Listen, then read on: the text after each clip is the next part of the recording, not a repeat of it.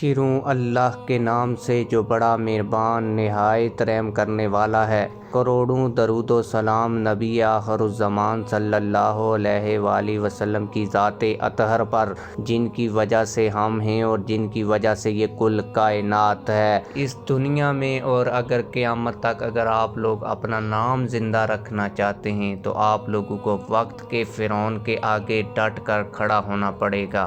اگر بات کی جائے حضرت موسیٰ علیہ السلام سے لے کر حضرت امام حسین سے لے کر عمران خان اور سعد رضوی تک، نام انہی کا زندہ ہے جنہوں نے وقت کے فرعون کو للکارا ہے اور وقتی فائدے کے لیے کسی کے آگے سرنڈر نہیں کیا۔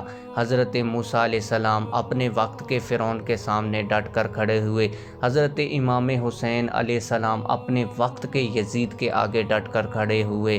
صدام حسین، آیت علی خامنئی، علامہ خادم رضوی اور ان کے صاحبزادے حافظ سعد رضوی، عمران خان نے وقت کے فرعون کو للکارا ہے اور وقت کے فرعون کے آگے ڈٹ کر کھڑے ہوئے ہیں، وقت کے فرعون کے آگے سرنڈر نہیں کیا۔